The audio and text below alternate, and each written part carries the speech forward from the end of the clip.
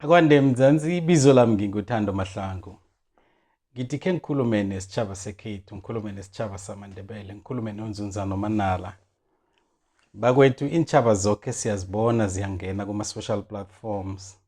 Ziyangena ku-Twitter, ziyangena ku-TikTok, ziyangena ku-Instagram, ziyangena ku-Facebook, sekunama-Facebook, sekunama-TikTok, kunama-Instagram, kunama-YouTuber, kunama-podcasters.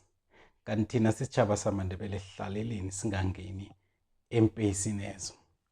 Kuza njani singa-occupy impeyisi eziqakatheke kangaka because siyazi ukuthi yonke into seyichukuchugulukile njenganje. I-internet kungiyo ekhamba phambili isitjhaba sekhethu. Njengombana nathi sitholile amathuba ukuthi sibe kumabonakude njengoba sinomdlalo obizwa ngokuthi ikomkhulu kuMzansi Magic Channel 161.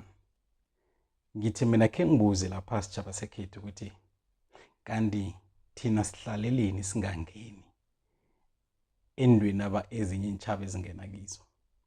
Qala mus i-TikTok, amaNdebele TikTokers angisawaboni mva nje ku-TikTok lokhu ngeke ngawabona phambilini. Bengabona nokuthi no amaNdebele khethu asikimile, at least kune-social platform esi-occupyako. Ama-YouTubers asinawo. Asinalo iNdebele eline-influence eliku-Twitter elirhatsha phambili isiNdebele elidosa eline-influence nje. Ma-Facebook asinawo ama-influencer aveleleko sisitjhaba samaNdebele. Asinawo ama-TikTok aveleleko sisitjhaba samaNdebele. Ama-YouTuber aveleleko sisitjhaba samaNdebele asinawo.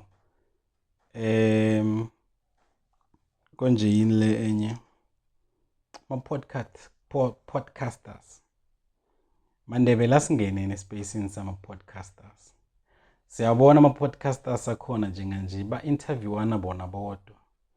Nanjena ngabe ungayiqala ama-podcasters, uthola umuntu oyi-1 ubeka kuma-podcast ayi-6 or 7 or 8. Woke akhona eSewula Afrika esiwazi kwaveleleko. So now akekho umuntu ozosivulela ispace lapho ngoba ispace leso esilapha kunamuntu osi-ownako. Kodwana ngiyabona-ke mina ukuthi kunendlela abalinga ngayo ukuthi konje basibizani ngelimi lepolitiki.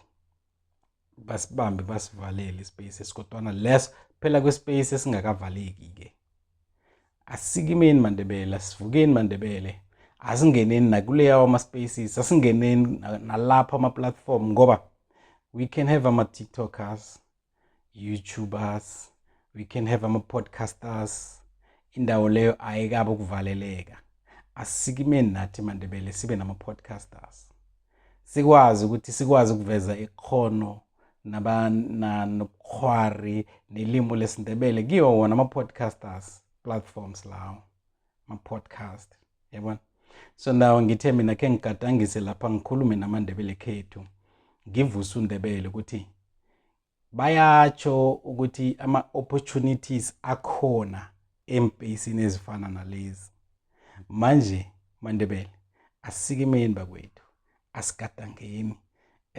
Njengoba ngi-street seller ngisakhamba-ke ngisayokuthengisa ingwani zami eFourway Phola Mall, ahlanganeni khona ingwani inye is 250. Cheers.